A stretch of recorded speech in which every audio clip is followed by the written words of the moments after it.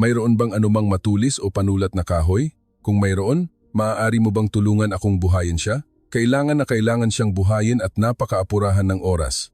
Sa Ninoy Aquino International Airport, Pilipinas, isang lalaking nasa edad media na nagngangalang Ricardo ang bumabagsak at nagsusuka ng dugo.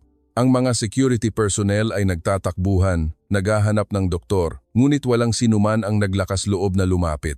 Sa sandaling iyon, isang dalagang Pilipina na nagngangalang Cielo Cruz ang nagmamadaling pumasok habang hila-hila ang kanyang maleta. Hindi humingi si Cielo ng anumang sopistikadong kagamitang medikal. Ang tanging hiniling niya ay isang panulat. Nagtaka ang mga tao kung ano ang gagawin niya sa panulat na iyon. Ngunit ang nangyari sa sumunod na sandali ay isang himalang hindi inaasahan ng sinuman. Subalit ang himala ng pagliligtas na ito ay hindi ang katapusan.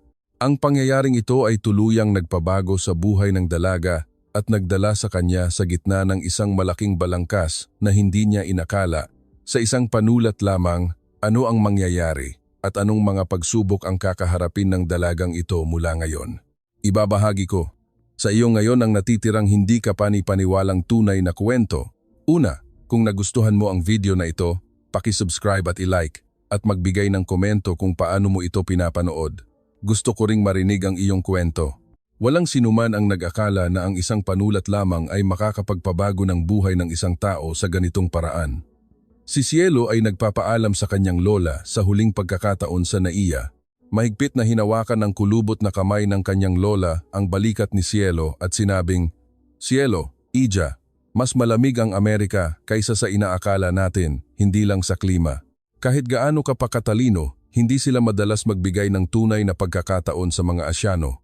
Ngunit umiling si Cielo na may maliwanag na ngiti dahil nakita na niya sa kanyang isip ang matagal na niyang pinangarap, ang imahe niya sa puting lab gown na nagliligtas ng mga pasyente sa operating room. Ang imahe niya na nagpapaunlad ng mga bagong teknolohiya kasama ang mga world-class na doktor. "Lola, huwag po kayong mag-alala. Babalik po ako ng matagumpay," sabi ni Cielo. Bagamat nagtapos si Cielo ng mas maaga sa kanyang kolehiyo, ang mga nakapaligid sa kanya ay hindi alam ang kanyang tunay na pangarap. Nakita lang nila siya bilang isang estudyanteng magaling mag-aral. Si Cielo mismo ay hindi kailanman nagpahayag ng kanyang malalim na damdamin.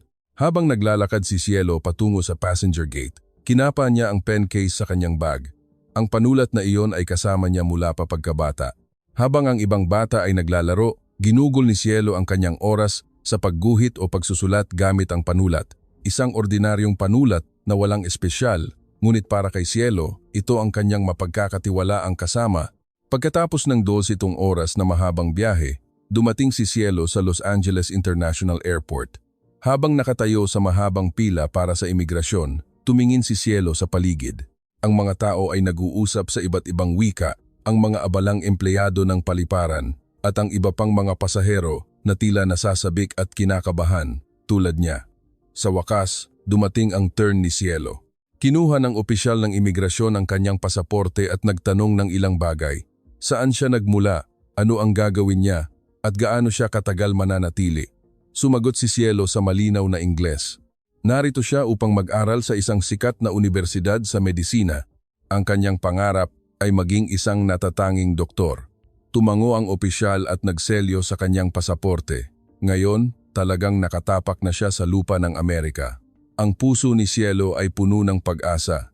Habang naglalakad siya upang kunin ang kanyang maleta, nakaramdam siya ng uhaw kaya nagtungo siya sa vending machine ng tubig. Habang naghuhulog siya ng barya upang bumili ng tubig, may narinig siyang malakas na ingay sa likuran. Anong nangyayari sa taong iyan? Lumingon si Cielo at nakita ang isang lalaking nasa edad media na nakaupo sa isang upuan na biglang nanginig at yumuko. Ang lalaki, na nakasuot ng suit, ay may maputlang mukha at malamig na pawis sa kanyang noo. Nagsimulang magbulungan ang mga tao. Ang ilan ay nagtanong kung ano ang nangyayari, ngunit hindi siya makasagot. Mas dumami ang mga tao at naging seryoso ang sitwasyon. Sa simula, tumingin lang si Cielo. Isa lamang siyang estudyante at narito siya sa Amerika. Inakala niya na darating agad ang mga eksperto, ngunit habang lumilipas ang oras, wala pa ring medical personnel ang dumating at ang kalagayan ng lalaki ay lalong lumalala. Bigla, sumuka ng dugo ang lalaki. Nagulat ang mga tao at umatras. May sumigaw, May doktor ba? Doktor! Nagmadaling dumating ang mga security guard, ngunit tila hindi nila alam ang gagawin. Sinabi nila na nakakontak na sila sa emergency room, ngunit matatagalan pa bago dumating ang ambulansya. May isang bagay na nagsimulang mabuo sa isip ni Cielo, isang bagay na itinago niya ng walang nakakaalam. Ngunit hindi pa ito ang tamang oras. Si Cielo ay nanatiling nakatayo kung nasaan siya, mahigpit na nakayakap sa kanyang bag. Ang mukha ng lalaki ay lalong pumutla. Sinubukan niyang huminga, ngunit tila may nakabara sa kanyang lalamunan. Ang boses ng mga tao sa paligid ay nagsimulang lumakas dahil sa pagmamadali. Tulong! Kailan darating ang doktor? Kung ganito, malala na yan. Naramdaman ni Cielo na bumibilis ang tibok ng kanyang puso. Ang sitwasyon na nakita lamang niya sa mga aklat-aralin ay nangyayari sa harap niya. Mula sa mga sintomas ng lalaki ang paghawak niya sa kanyang lalamunan at ang paghinga ng may hirap alam ni Cielo na may problema sa kanyang airway. Ngunit nag-aalangan pa rin si Cielo. Hindi pa siya opisyal na doktor. Higit pa rito, narito siya sa Amerika. Hindi niya alam kung ano ang mangyayari kung magkaroon ng pagkakamali. Kung magkamali siya, ang kanyang buhay at ang buhay ng lalaki ay maaaring malagay sa panganib.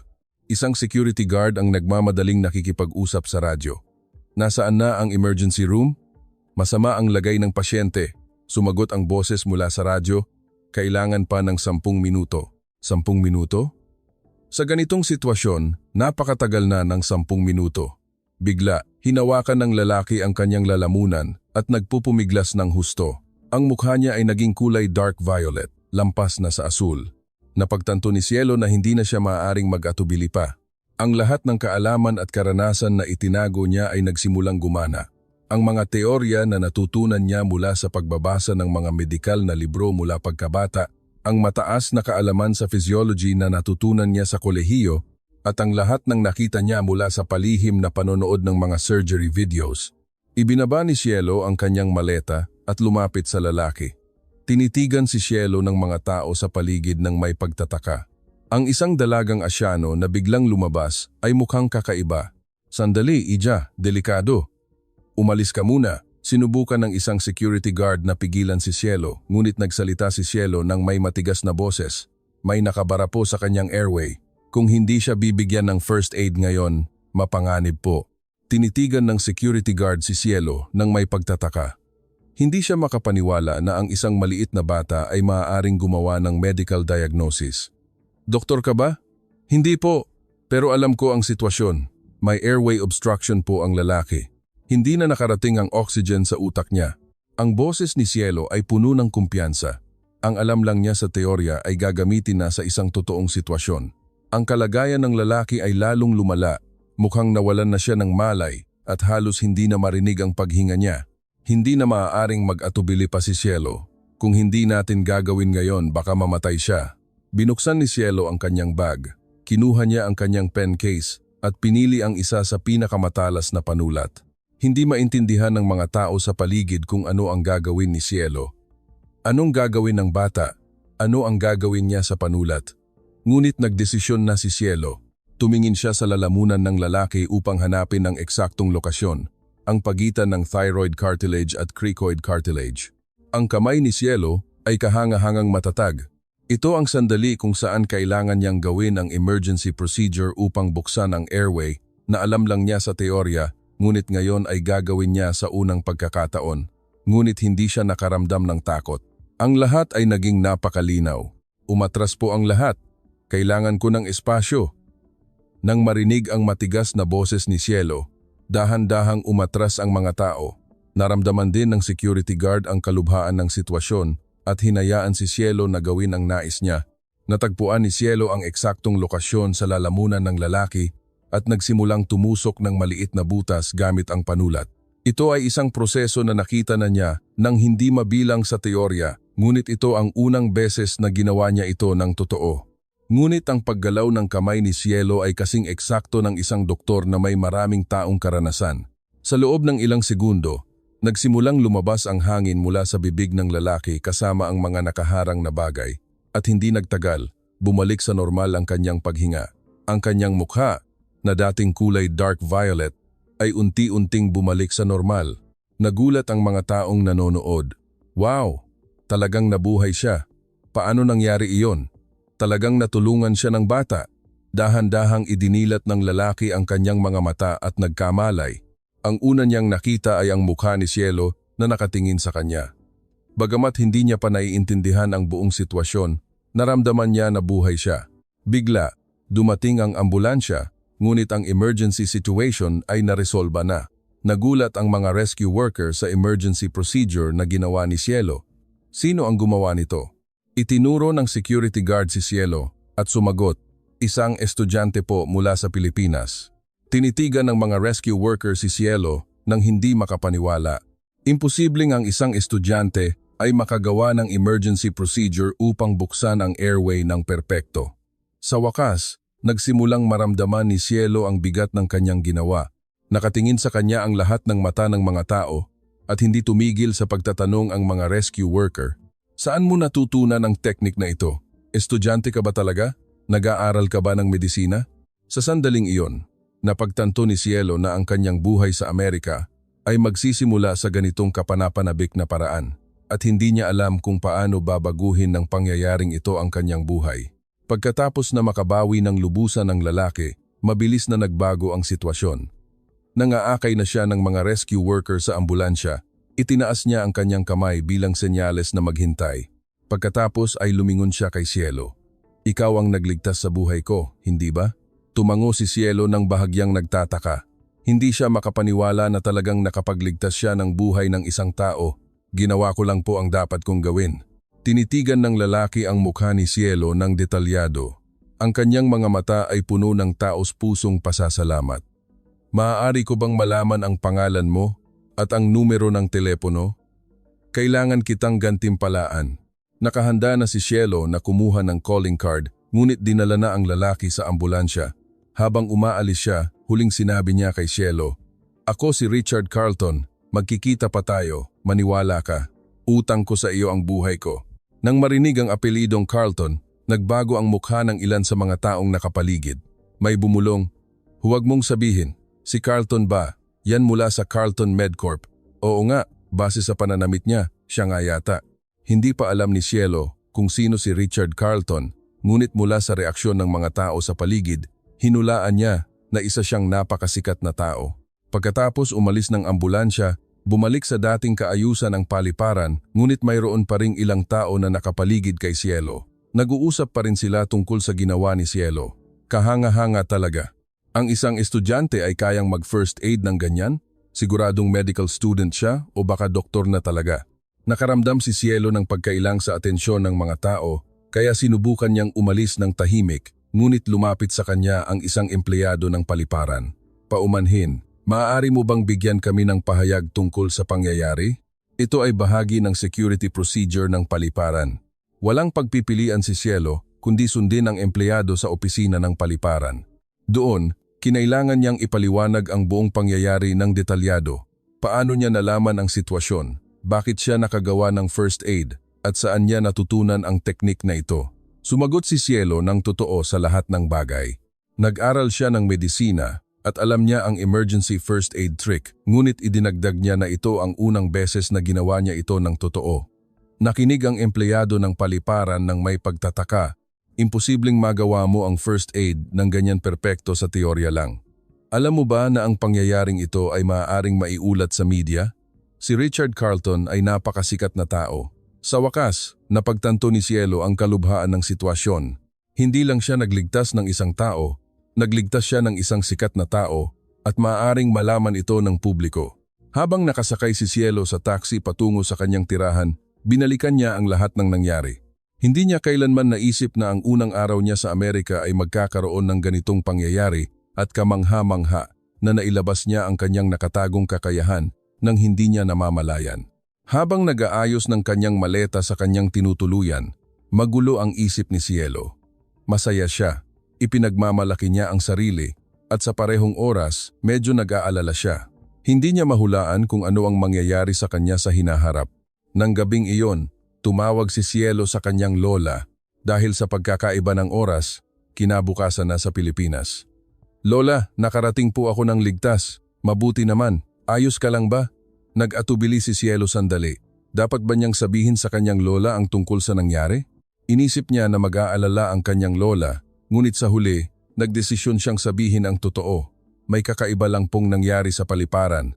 Nang ipaliwanag ni Cielo ang detalyadong pangyayari, nanahimik sandali ang kanyang lola pagkatapos ay nagtanong ng may nag-aalalang tono, "Ayos ka lang ba talaga? May magiging problema ba? Huwag po kayong mag-alala, lola. Mas maganda pa nga po ito. Nalaman ko po na kaya kong tumulong sa ibang tao." Pagkatapos niyang ibaba ang telepono, tumingin si Cielo sa labas ng bintana. Ang mga ilaw ng hindi pamilyar na lungsod ay kumikinang. Kinabukasan, formal na magsisimula ang kanyang pag-aaral sa paaralan. Ngunit kinabukasan, hindi tumigil sa pagring ang telepono ni Cielo. Ang lahat ng tawag ay mula sa hindi kilalang mga numero. Nang sagutin niya ang tawag, nagmula ito sa isang reporter. "Hello po, ako po si Johnson mula sa CBS News. Humihingi po ako ng panayam tungkol sa nangyari sa paliparan kahapon." Nagulat si Cielo. Umabot na sa media ang kanyang kwento? "Paumanhin po, wala po akong espesyal na sasabihin. Ginawa ko lang po ang dapat kong gawin, ngunit hindi sumuko ang reporter. Si Richard Carlton po mismo ang nag-contact sa amin. Sabi niya po, nagligtas kayo ng buhay niya at gusto niyang malaman ng publiko ang kwento niyo." Sa sandaling iyon, napagtanto ni Cielo na mas malaki ito kaysa sa inakala niya. Kung talagang maimpluwensiyang tao si Richard Carlton, ang kanyang kuwento ay maaaring kumalat ng husto. "Bigyan niyo po ako ng sandali. Pag-iisipan ko po muna." Pagkatapos niyang ibaba ang telepono, hinanap ni Cielo si Richard Carlton sa internet. Ang resulta ng paghahanap ay nagpabigla sa kanya. Ang Carlton MedCorp ay isa sa pinakamalaking kumpanya na gumagawa ng mga kagamitang medical sa Amerika at si Richard Carlton ay ang CEO ng kumpanyang iyon. Sa wakas, naintindihan ni Cielo kung sino ang niligtas niya at kung paano makakaapekto ang pangyayaring ito sa kanyang kinabukasan. Nang hapon na iyon, habang dumadalo si Cielo sa orientation ng paaralan, nilapitan siya ng isang lalaki na nakasuot ng suit. Ipinakilala niya ang sarili bilang personal secretary ni Richard Carlton. "Gusto po kayong imbitahan ni Mr. Carlton na maghapunan. Gusto niya po kayong pasalamatan ng personal." Nag-atubili si Cielo. Ito ay isang biglaang imbitasyon at hindi pa siya komportable sa sitwasyon. Gusto niyang tumanggi ng magalang. "Ginawa ko lang po ang dapat kong gawin." Ngunit hindi sumuko ang personal secretary. "May espesyal po siyang alok para sa inyo. May kinalaman po ito sa inyong kinabukasan." Ang mga salitang iyon ay nagpaatras sulong sa puso ni Cielo. Isang bagay tungkol sa kanyang kinabukasan? Ano ang ibig sabihin nito? Sa huli, nagdesisyon si Cielo na tanggapin ang imbitasyon. Gusto niyang malaman at mausisa kung ano ang gustong sabihin ni Richard Carlton sa kanya. Nang gabing iyon, nagkita si Cielo at Richard Carlton sa isang marangyang restaurant. Mas maganda na ang kalagayan niya. Nang makita niya si Cielo, ngumiti siya ng mainit. "Masaya akong nakita ka ulit. Dahil sa iyo, nakaupo ako rito." Sumagot si Cielo ng may pagpapakumbaba. "Wala po iyon, Mr. Carlton. Ginawa ko lang po ang natutunan ko." Tila mas humanga si Richard sa pagpapakumbaba ni Cielo. "Ang isang taong tulad mo, Ija, ang tunay na medical personnel. Bata ka pa, ngunit mayroon kang malaking hangarin na magligtas ng buhay." Pagkatapos, nagsimula na siyang magsalita tungkol sa pangunahing punto. "Sa totoo lang, mayroon akong alok na gustong ipaabot sa iyo. Gusto mo bang sumali sa isang espesyal na proyekto na kasalukuyan naming ginagawa?" Ang alok ni Richard Carlton ay mas detalyado at mas interesante kaysa sa naisip ni Cielo. Gusto niya na sumali si Cielo sa cutting-edge na proyekto ng Carlton MedCorp para sa pagpapaunlad ng medical technology. Hindi lang ito ordinaryong internship, kundi bilang isang miyembro ng core research team. Sa simula, hindi makapaniwala si Cielo. Isa lamang siyang estudyante, ngunit ang sumali sa isang mahalagang proyekto ng pinakamalaking kumpanya ng kagamitang medikal sa Amerika. Totoo ba ito? Ngunit napakaseryoso ni Richard. Sinabi niya na humanga siya sa kakayahan ni Cielo na magdesisyon at kumilos sa paliparan, pati na rin sa kanyang saloobin tungkol sa pangangalaga sa buhay ng tao. Ang proyekto ay tungkol sa pagpapaunlad ng isang bagong henerasyon ng emergency medical system. Ang layunin ay gawing simple at madaling gamitin ng lahat ang komplikado at mabigat na kagamitang medikal para sa emergency situation. Ang proyektong ito ay nagsimula mula sa pilosopiya na minsan, ang pinakasimpleng kagamitan ang pinakaepektibo tulad ng paggamit ni Cielo ng isang panulat para magligtas ng buhay. Ilang araw na nag-isip si Cielo.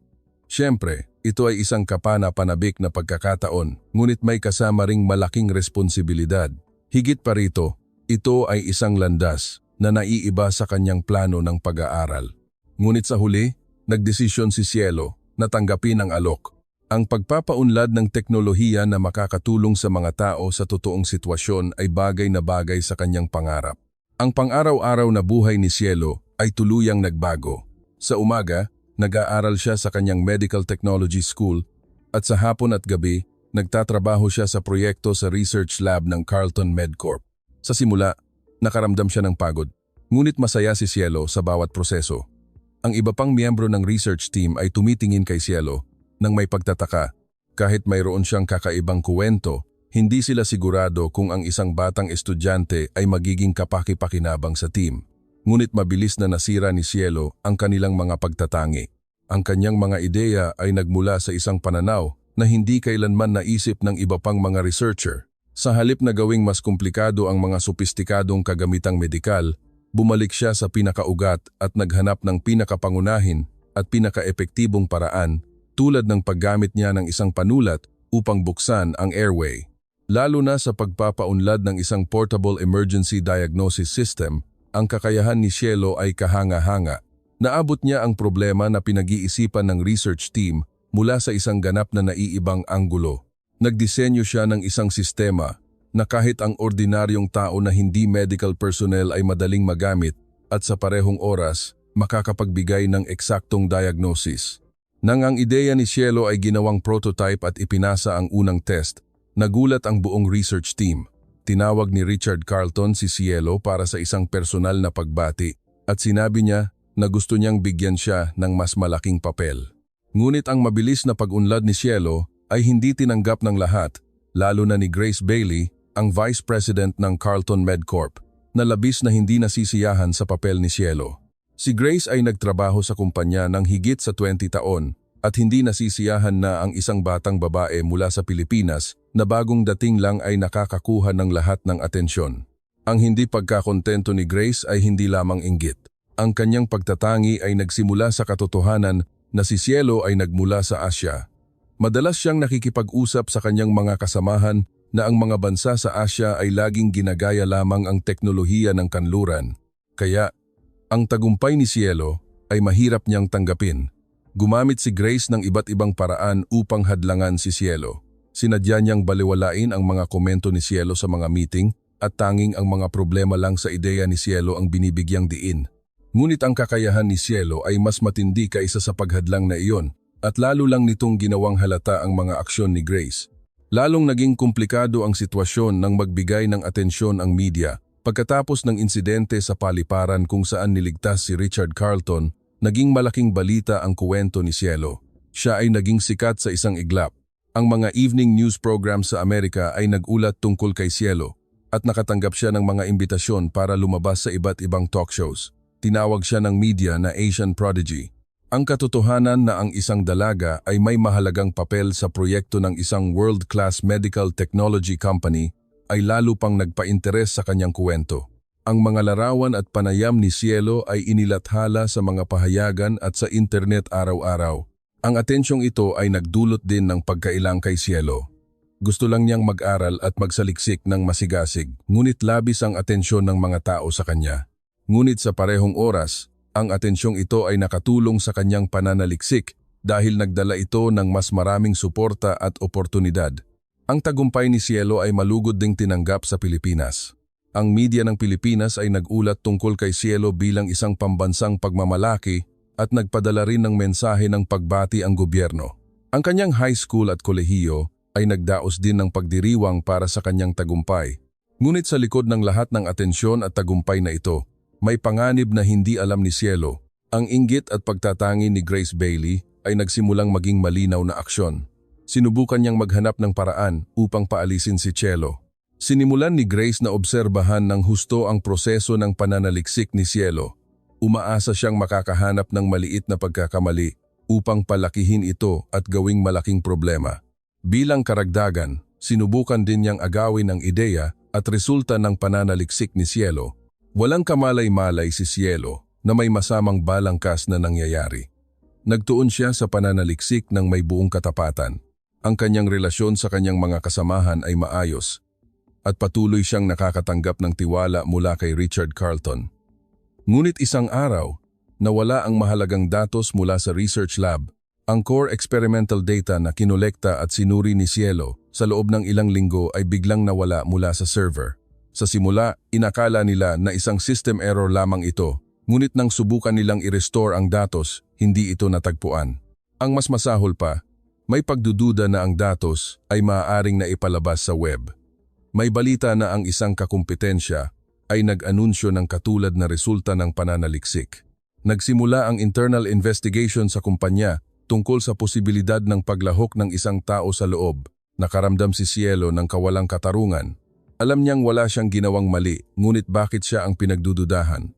Ngunit ang sitwasyon ay hindi pumanig kay Cielo. Hindi pinalampas ni Grace Bailey ang pagkakataong ito. Nagsimula siyang magpakalat ng mga bulong tungkol kay Cielo. Nang palihim, binibigyang diin na si Cielo ay nagmula sa Pilipinas at nagtatanong kung baka nagnakaw siya ng datos para sa mga kumpanya sa kanyang bansa. Ang balangkas ni Grace ay sopistikado at sistematiko. Nagtayo siya ng network sa loob ng kumpanya sa loob ng mahabang panahon at ngayon, nagsimula na siyang gamitin ang network na iyon upang bigyan ng presyon si Cielo. Ang insidente ng paglabas ng datos ay nagbigay kay Grace ng pagkakataon na magpakalat ng mga bulong tungkol kay Cielo ng lubusan. Habang nagpapatuloy ang internal investigation, nagsimula si Grace na magbigay ng mga pahiwatig sa investigation team tungkol sa kahina-hinalang pag-uugali ni Cielo.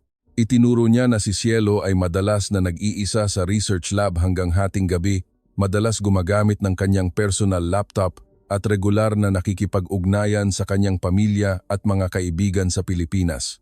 Sa katunayan, ang mga aksyon na ito ay ordinaryong gawain, ngunit sa ilalim ng interpretasyon ni Grace, ang lahat ay naging kahina-hinalang aktibidad. Higit pa rito, ang katotohanan na si Cielo ay Pilipina ay lalo pang nagpadali sa pagkalat ng mga bulong na ito. Habang nagpapatuloy ang investigasyon, lalong naging mahirap ang sitwasyon ni Cielo. Tinitigan siya ng kanyang mga kasamahan nang may nagbabagong tingin at sa mga meeting, hindi na tinatanggap ng husto ang kanyang mga komento tulad ng dati.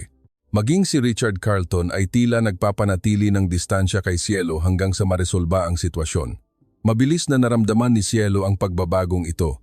Ilang linggo pa lang ang nakalipas, tinatanggap at kinikilala siya ng mga tao, ngunit ngayon, tinitigan nila siya ng may pagdududa. Alam ni Cielo na wala siyang ginawang mali. Ngunit hindi niya mahanap ang paraan upang patunayan ang kanyang pagiging inosente. Lalong lumala ang sitwasyon ng ilang araw ang lumipas nang magkaroon ng isa pang security incident. Sa pagkakataong ito, natuklasan na ang core blueprint ng proyekto kung saan kasali si Cielo ay kinopya ng walang pahintulot at ang copy log ay konektado sa personal account ni Cielo. Lubos na nagulat si Cielo. Hindi niya kailanman kinopya ang file na iyon. Ngunit ang system log ay may malinaw na record na ang account ni Cielo ay nag-access at kinopya ang file na iyon. Sinubukan ni Cielo ng husto na patunayan ang kanyang pagiging inosente, ngunit ang pagkakaroon ng tangible evidence ay nagpahirap sa kanyang mga salita na pakinggan bilang pagtatanggol lamang. Hindi pinalampas ni Grace ang pagkakataong ito. Tumawag siya ng emergency executive meeting at humingi na agad na suspendihin si Cielo mula sa proyekto at ipagbawal siyang pumasok sa kumpanya. Ikinatwiran niya na kung mananatili pa si Cielo sa kumpanya, magdudulot ito ng mas maraming pinsala. Sa executive meeting, nag-iisip si Richard Carlton. Gusto niyang pagkatiwalaan si Cielo, ngunit hindi niya maaaring baliwalain ang interes at kaligtasan ng kumpanya. Sa huli, nagdesisyon si Richard na suspindihin muna ang paglahok ni Cielo sa proyekto hanggang sa maresolba ang sitwasyon. Lubos na nagulat si Cielo nang marinig niya ang balitang ito. Pinalayas siya sa proyektong pinaglaanan niya ng buong puso. Higit pa rito, inakusahan siya ng isang bagay na hindi niya ginawa. Nakaramdam si Cielo ng kawalang katarungan, galit at kawalan ng pag-asa ng sabay-sabay. Habang naglalakad siya palabas ng kumpanya, hindi niya napigilan ang kanyang luha. Ang lahat ng pinaglaban niya sa loob ng ilang buwan ay gumuho sa isang gabi. Ang tingin ng kanyang mga kasamahan ay malamig. Ang ilan ay umiiwas pa nga sa kanya. Ang pinakamasakit ay ang reaksyon ng media. Nang kumalat ang balita tungkol sa suspension ni Cielo, Mabilis na nag-ulat ang media. Ilang buwan pa lang ang nakalipas, pinuri nila siya bilang isang prodigy. Ngunit ngayon, nag-uulat sila sa kabaligtaran na direksyon. Nagsimulang maghukay muli ang media sa kanyang nakaraan. Talaga bang mayroon siyang kahanga-hangang kakayahan o ang lahat ba ay inimbento o setup? May mga report pa nga na nagtatanong kung ang first aid incident sa paliparan ay baka isang pre-planned setup. Lalong nakaramdam si Cielo ng kawalan ng pag-asa nang basahin niya ang mga report na ito. Hindi niya matanggap na pinagdududahan ang kanyang intensyon na tumulong sa mga tao ng taos-puso. Hindi maintindihan ni Cielo kung bakit kailangan niyang harapin ang ganitong sitwasyon. Ang media ng Pilipinas ay nag-ulat din ng balitang ito ng malawakan. Sa simula, maraming article na nagtatanggol kay Cielo, ngunit habang lumilipas ang oras, lalong dumami ang mga critical article. Ang ilan ay kinondena pa nga si Cielo na nagdulot ng masamang imahe sa Pilipinas. Nanatili si Cielo nang nag-iisa sa kanyang tirahan at nag-isip ng husto. Ang layunin niya sa pagpunta sa Amerika para mag-aral at magsaliksik ay tila walang kabuluhan. Sa paaralan, nagbago ang saloobin ng lahat. Maging ang ilang propesor ay tila nag-iingat sa pakikipag-ugnayan kay Cielo. Halos hindi lumabas si Cielo ng kanyang kuwarto sa loob ng ilang araw. Naisip niyang tawagan ang kanyang lola, ngunit hindi niya alam kung paano ipapaliwanag ang sitwasyon. Nang isipin niya kung gaano mag-aalala at madidismaya ang kanyang lola, lalo siyang nakaramdam ng bigat. Ngunit pagkatapos ng isang linggo, isang gabi, may kumatok sa pinto ng kuwarto ni Cielo. Gabi na, kaya nagtaka siya kung sino ito, ngunit hindi niya maiwasang mag-alala na baka ito ay isang reporter o iba pa. Ngunit ang boses mula sa labas ng pinto ay boses ng isang binata at tinawag ang pangalan ni Cielo. Sinabi na may mahalaga siyang sasabihin.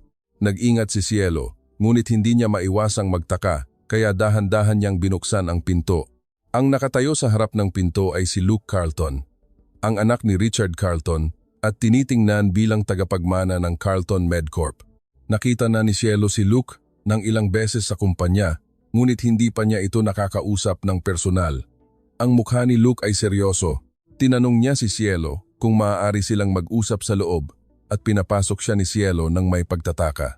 Tiningnan ni Luke ang paligid ng kwarto. Pagkatapos ay umupo siya at humarap kay Cielo. Ang kwento na ibinahagi ni Luke ay nakakagulat. Ang kalusugan ni Richard Carlton ay lumalala muli. Bagamat tila ganap siyang nakabawi pagkatapos ng emergency rescue ni Cielo, ilang buwan na ang nakalipas, nitong mga nakaraang araw, nagsimula siyang magpakita ng mga nakababahalang sintomas. Ang mas nakakagulat, hindi kayang ma-diagnose ng eksakto ng mga leading doctor sa Amerika ang kalagayan ni Richard.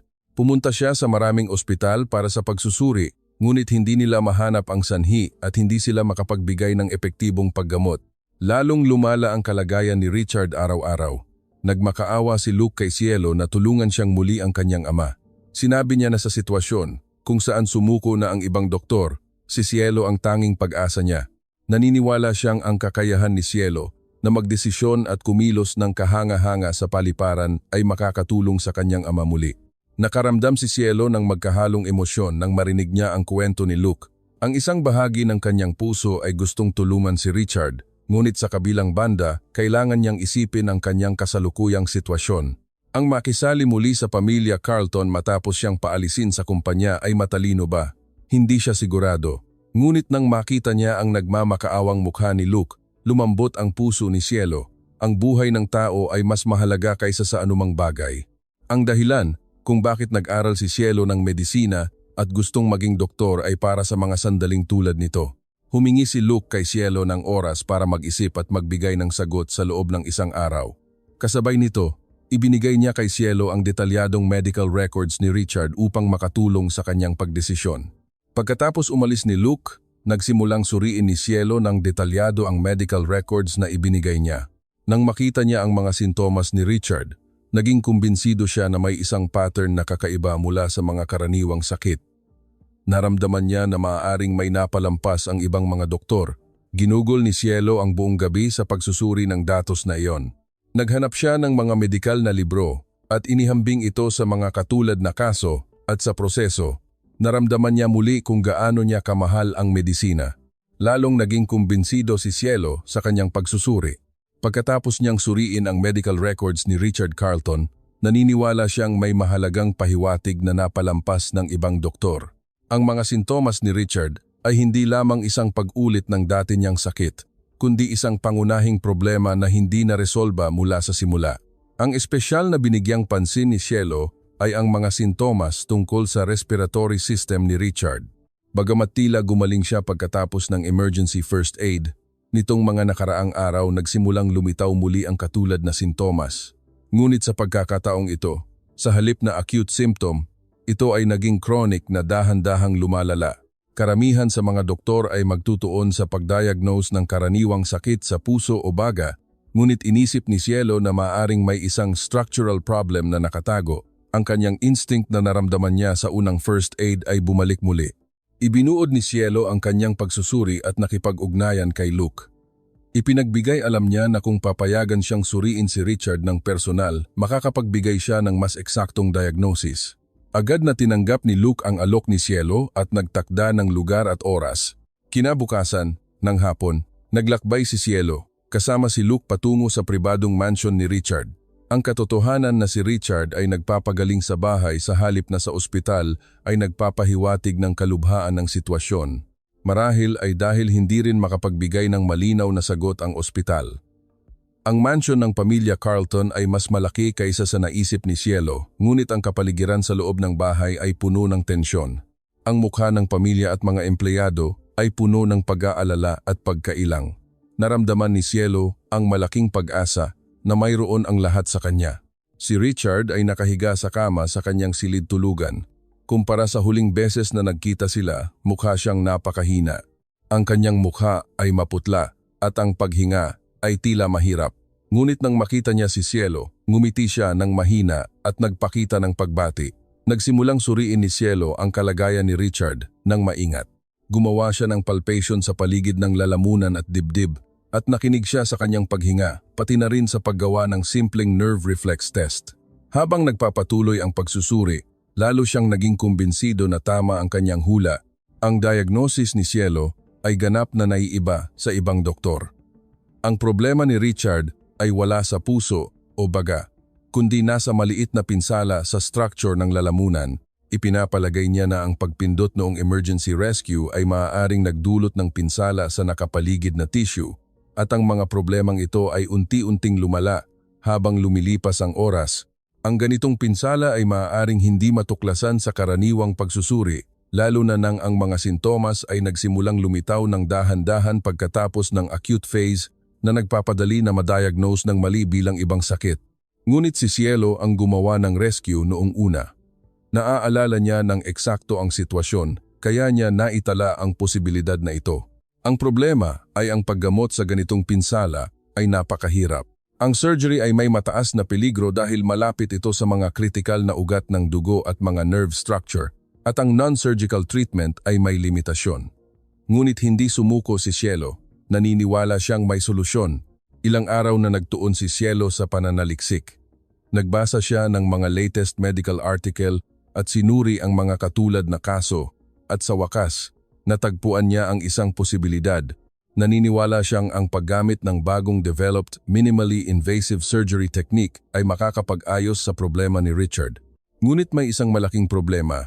Hindi pa si Cielo isang opisyal na lisensyadong doktor. Kahit na natagpuan niya ang perpektong paraan ng paggamot sa teorya, wala siyang karapatan na mag-opera. Higit pa rito, sa kasalukuyang sitwasyon ni Cielo, mahirap makahanap ng isang lisensyadong doktor na makikipagtulungan sa kanya. Naintindihan ni Luke ang pag-aalala ni Cielo, ngunit hindi siya sumuko.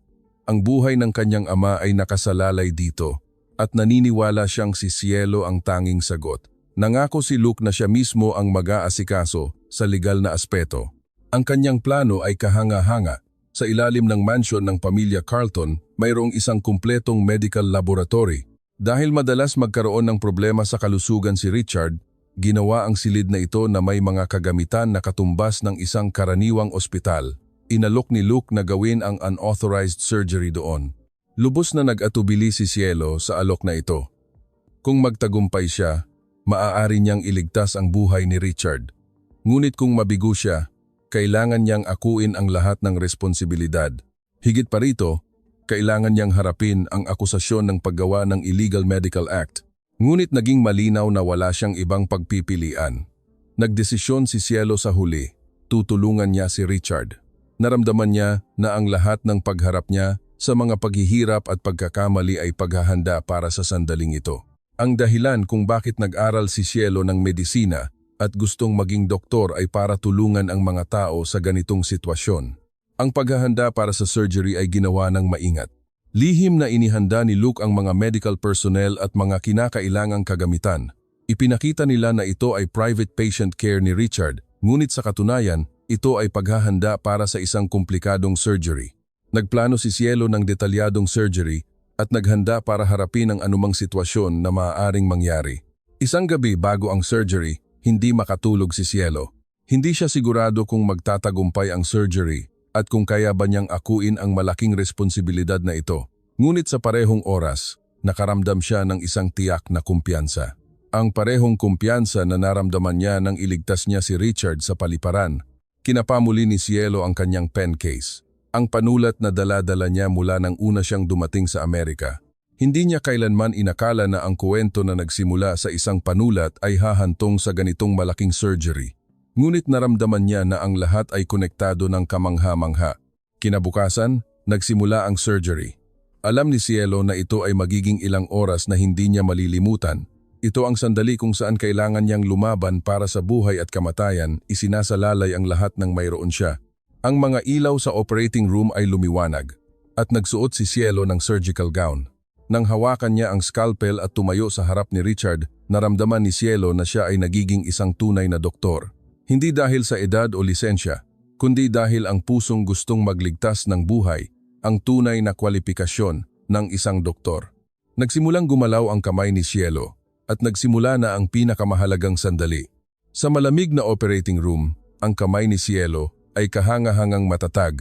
Sa unang ilang minuto, ang presyon ay pumuno sa kanyang buong katawan, ngunit nang hawakan niya ang scalpel at nagsimulang hiwain ang unang linya, ang lahat ay naging malinaw. Tulad ng isang musikero na matagal nang naghanda na magtatanghal ng kanyang husay sa entablado. Ginagamit ni Cielo ang lahat ng kanyang kaalaman at instinct ng perpekto, habang dahan-dahan niyang binubuksan ang bahagi ng lalamunan ni Richard, nakumpirma ni Cielo na tama ang kanyang diagnosis. Ang maliit na pinsala na nangyari sa nakaraang emergency rescue ay unti-unting pinipiga ang nakapaligid na tissue habang lumilipas ang oras. Ito ang malinaw na dahilan kung bakit hindi natagpuan ng ibang doktor ang natagpuan niya. Ang ganitong uri ng pinsala ay maaaring hindi matuklasan maliban kung i-access mula sa isang espesyal na anggulo. Ang surgery ay mas komplikado kaysa sa inaasahan. Ang nasirang tissue ay nakabalot sa mga kritikal na ugat ng dugo at nerve structure na nagdudulot ng malubhang peligro kung magkaroon ng kaunting pagkakamali. Ngunit si Cielo ay nagpatuloy ng mahinahon, hakbang-hakbang. Ang proseso na paulit-ulit niyang sinuri sa teorya ay inilapat sa totoong sitwasyon ng eksakto. Sa panahon ng surgery, naghihintay si Luke ng may pag-aalala sa labas ng operating room. Paminsan-minsan, sumisilip siya sa loob, ngunit tila nakatuon si Cielo sa kanyang ginagawa, hindi pinapansin ang mga panlabas na bagay. Hindi maiwasan ni Luke na makaramdam ng kumpiyansa na tama ang pagpili ng kanyang ama. Dumating ang pinakamahalagang sandali ng surgery. Ito ang hakbang kung saan kailangang alisin ang nasirang tissue at gumawa ng bagong structure. Kung magkaroon ng kahit kaunting pagkakamali, ang paggana ng respiratory system ni Richard ay maaaring mapinsala ng permanente. Huminto sandali si Cielo at huminga ng malalim. Sa sandaling iyon, ang lahat ng sandali sa kanyang buhay ay dumaan sa kanyang isip. Mula sa pagkabata kung saan nagsimula siyang mag-interes sa medisina, ang araw na masigasig siyang nag-aral sa kolehiyo, ang araw na niligtas niya si Richard sa paliparan, at ang desperadong linggo na pinagdusahan niya ilang linggo na ang nakalipas. Naramdaman niya na ang lahat ay paghahanda para sa sandaling ito. Kinuha muli ni Cielo ang scalpel. Sa pagkakataong ito, ang kanyang kamay ay puno ng kumpiyansa na para bang alam niya ng husto kung ano ang kailangang gawin. Ang paggalaw ng kanyang kamay ay eksakto at detalyado. Ang nurse na tumutulong ay nagulat sa kakayahan ni Cielo. Pagkatapos ng ilang oras, natapos ang surgery. Napagtanto lang ni Cielo na basa siya ng pawis. Ito ay ilang oras na nangailangan ng matinding mental at physical concentration. ngunit ang resulta ay perpekto. Ang nasirang tissue ay naayos ng maayos at ang respiratory system ni Richard ay tila bumalik sa normal na paggana. Agad pagkatapos ng surgery, si Richard ay nasa ilalim pa rin ng epekto ng anesthesia, ngunit ang lahat ng kanyang vital signs ay stable at ang kanyang paghinga ay tila mas komportable. Naging kumbinsido si Cielo na matagumpay ang surgery. Ilang oras ang lumipas, nagsimulang magkamalay si Richard. Ang unang naramdaman niya ay ang paghinga ng mas komportable. Ang pakiramdam ng pagkailang at pagka-discomfort na bumabagabag sa kanya sa loob ng ilang buwan ay nawala na. Dahan-dahang idinilat ni Richard ang kanyang mga mata at tumingin sa paligid. Si Cielo ay nakaupo sa tabi niya. Inoobserbahan ang kanyang kalagayan. Nang ganap na magkamalay si Richard, gumawa si Cielo ng ilang simpleng test, nerve reflex, respiratory function, at ang kanyang boses. Ang lahat ay bumalik sa normal. Tinitigan ni Richard si Cielo nang may mukhang puno ng pasasalamat. Hindi mailarawan ng mga salita ang kanyang damdamin ng pasasalamat. Ito na ang pangalawang beses na niligtas ni Cielo ang kanyang buhay at sa pagkakataong ito, iniligtas siya sa sitwasyong sinukuan na ng ibang doktor. Hindi napigilan ni Luke ang pagluha nang makita niya ang kanyang ama na nakakabawi. Sa loob ng ilang buwan, nagdusa siya sa pag-aalala na baka mawala ang kanyang ama. Ngayon, nabunutan siya ng tinik at lalong tumindi ang kanyang pasasalamat at respeto kay Cielo. Ngunit ang tagumpay ng surgery na ito ay hindi nag-ayos sa lahat ng problema. Ang legal na katayuan ni Cielo ay malabo pa rin at ang mga kahihinatnan ng unauthorized surgery ay kailangan pa ring harapin. Kailangang mag-isip ng solusyon sina Richard at Luke. Ilang araw ang lumipas, pagkatapos naganap na nakabawi si Richard, mabilis na nagbago ang sitwasyon. Nagsimulang magsagawa si Richard ng masusing investigasyon sa lahat ng nangyari. Gusto niyang malaman ang katotohanan tungkol sa lahat ng bagay, mula sa insidente ng paglabas ng datos hanggang sa proseso ng pagpapaalis kay Cielo sa kumpanya. Ang resulta ng investigasyon ay nakakagulat. Nagplano si Grace Bailey ng isang komplikadong balangkas upang paalisin si Cielo.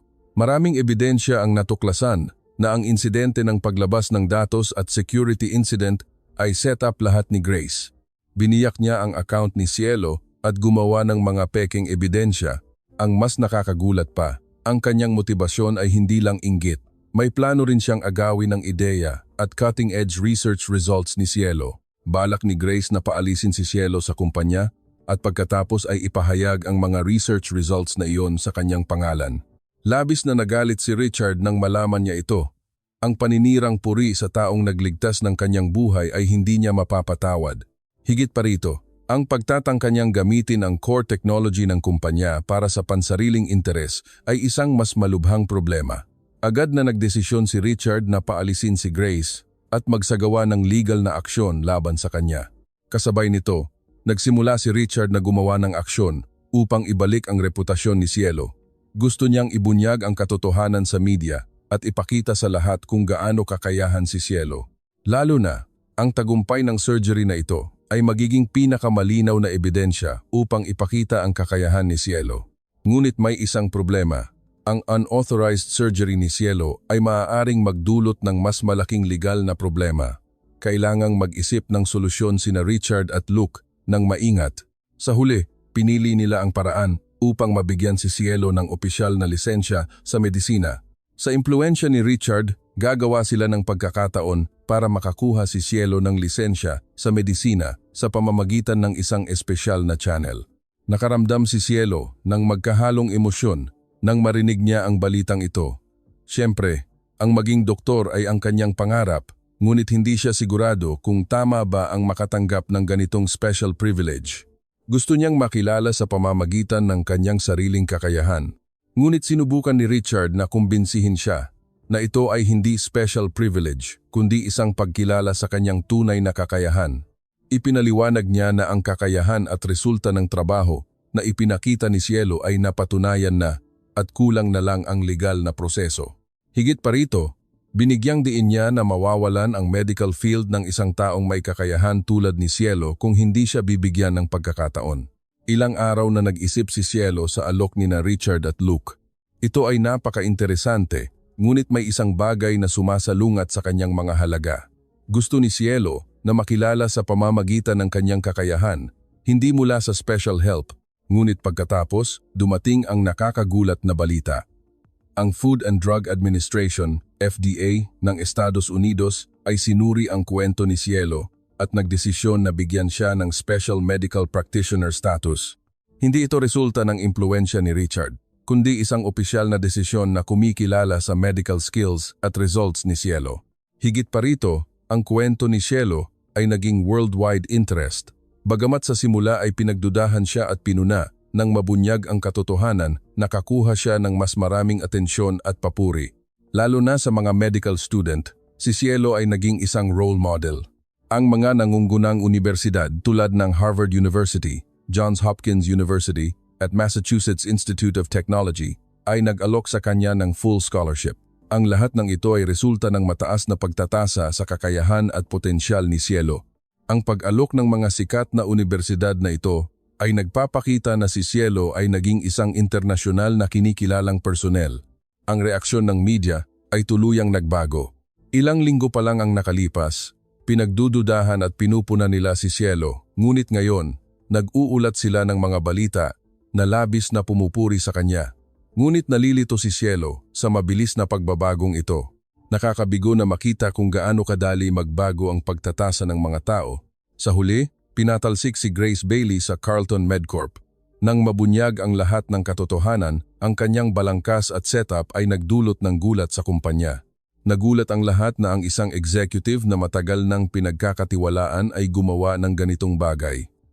Ang mas malala, ang mga aksyon ni Grace ay nakaapekto sa iba pang proyekto ng kumpanya.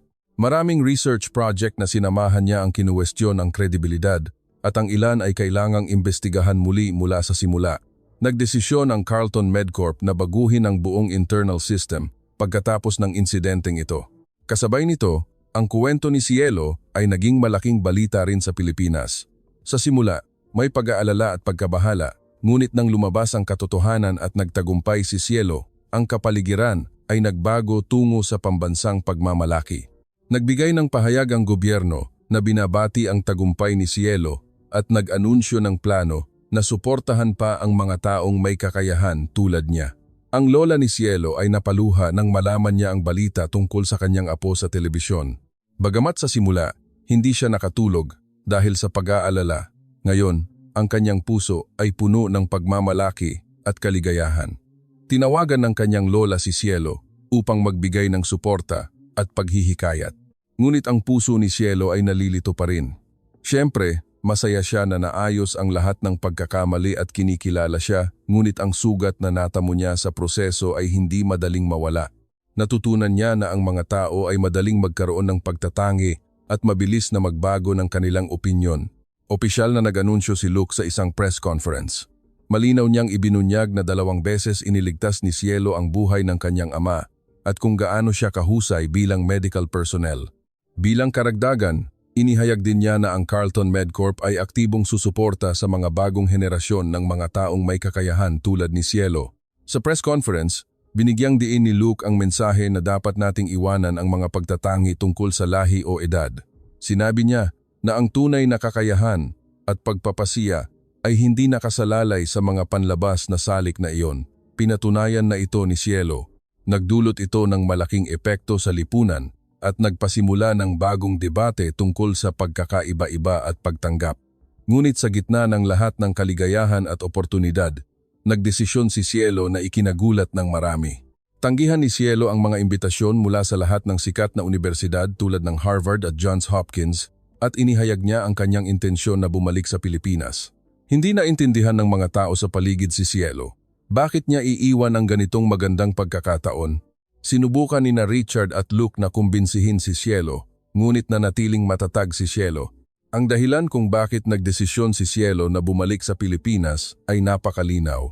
Mula sa kanyang karanasan sa loob ng ilang buwan, napagtanto niya kung ano talaga ang gusto niya. Hindi niya gusto ang flashy fame o magtrabaho sa isang malaking ospital.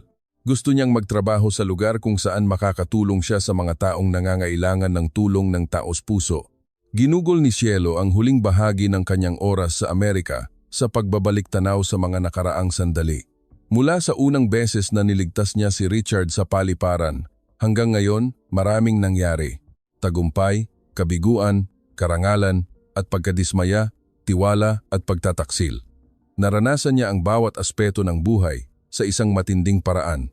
Ngunit ang pinakamahalaga ay ang pagtuklas niya sa sarili niya bilang isang doktor. Kumbinsido na si Cielo na gusto niyang maging isang doktor na nagtatrabaho ng tahimik at nagmamalasakit sa mga pasyente, hindi isang sikat na doktor na tinututukan. Habang nakasakay siya sa eroplano pabalik sa Pilipinas, tumingin si Cielo sa labas ng bintana at nag-isip, ito ay isang bagong simula. Sa karanasan at kaalaman na natamo niya mula sa Amerika, gusto niyang gumawa ng isang bagay na makabuluhan sa Pilipinas. Ilang buwan ang lumipas, si Cielo ay nagtatrabaho sa isang maliit na ospital ng mga bata sa probinsya. Ang ospital na ito ay hindi marangya o malaki, ngunit para kay Cielo, ito ang pinakamahalagang espasyo. Dito, ginagamot ni Cielo ang mga bata araw-araw at pinapawi ang pag-aalala ng mga magulang. Isang araw, naglagay si Cielo ng isang panulat sa kanyang work desk. Ito ang parehong panulat na ginamit niya upang iligtas si Richard noong una siyang dumating sa Amerika. Ang panulat na ito ay may espesyal na kahulugan para kay Cielo ngayon. Ito ay simbolo na kahit ang pinakasimpleng kagamitan ay makakapagligtas ng buhay at ang tunay na medical technique ay nagmumula sa isang mainit na puso. Ang mga bata na pumupunta sa ospital ay nagtataka kay Cielo. Paano nagkaroon ng medical skill ang isang dalaga na kasing bata niya? At bakit siya nagtatrabaho sa maliit na ospital na ito? Madalas na ibinabahagi ni Cielo ang parehong kwento sa mga bata. Kinuha ni Cielo ang kanyang panulat at ipinakita sa mga bata. Sinabi na sa maliit na panulat na ito, makakapagligtas siya ng buhay ng tao. Kaya, maaari rin silang magsimula sa maliliit na bagay upang makamit ang kanilang malaking pangarap. Nakikinig ang mga bata sa kwento ni Cielo nang may kumikinang na mga mata. Ang ilan ay nagsabi pa nga na gusto nilang maging doktor tulad ni Cielo. Ang kwento ni Cielo ay naging isang alamat habang lumilipas ang oras. Ang isang Filipino prodigy na nakapagligtas ng buhay ng tao sa pamamagitan ng isang panulat ay bumalik mula sa Amerika dala ang lahat ng karangalan upang hanapin ang tunay na kahulugan ng pagiging doktor. Ngunit si Cielo mismo ay hindi nagbigay ng labis na halaga sa mga papuri na iyon. Nang gabi na, pagkatapos niyang tapusin ang kanyang pang-araw-araw na rounds, umakyat si Cielo sa rooftop ng ospital at tumingin sa malayo sa kalangitan. Doon, maaaring nandoon ang Amerika, kung saan marami pang nangyayari. Ngunit kumbinsido si Cielo na sa sandali at lugar na ito, ginagawa niya ang dapat niyang gawin. Hawak pa rin ni Cielo ang panulat na iyon sa kanyang kamay. Ngayon, ang panulat na ito ay hindi na lang isang kagamitan sa pagsusulat, kundi isang simbolo ng pilosopiya at paniniwala ni Cielo.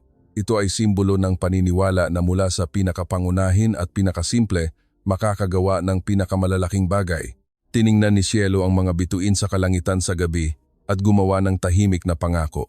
Magpapatuloy siyang magpagaling sa bawat pasyente nang may pag-aalaga at mananatili sa landas ng pagiging doktor ng matatag. Ang edad ay isang numero lamang at ang pinakamahalaga ay ang intensyon na pangalagaan ang buhay ng tao. Ang kwento na nagsimula sa isang panulat ay dumating na sa pagtatapos. Sa huli, pinili niya ang landas na talagang gusto niya. Iniwan ang lahat ng karangalan at oportunidad. Pinili niya ang isang tahimik na maliit na ospital ng mga bata sa halip na isang flashy stage at pinili niya ang tunay na medisina sa halip na kasikatan. Kasalukuyan, nagtatrabaho pa rin si Cielo sa maliit na ospital na iyon at ginagamot ang mga bata araw-araw. Sa kanyang work desk sa exam room, nakalagay pa rin ang panulat na iyon bilang simbolo ng paniniwala na ang pinakasimpleng kagamitan ay makakapagligtas ng buhay ng tao at ang pilosopiya na ang tunay na medisina ay nagmumula sa isang mainit na puso. Ang kwento ni Cielo ay nag-iwan ng mahalagang aral sa atin. Ang edad ay isang walang kabuluhang numero at ang tunay na kakayahan at pagpapasiya ay hindi nababawasan ng pagtatangi o diskriminasyon. At ang pinakamahalaga sa lahat, ang isang dalisay na puso na gustong magligtas ng buhay ng tao ang pinakadakilang medisina. Baka mayroon ka ring maliit na panulat na makakatulong sa isang tao, tulad ni Cielo, hindi ba? Kung mayroon, huwag kang mag-atubili na kumilos.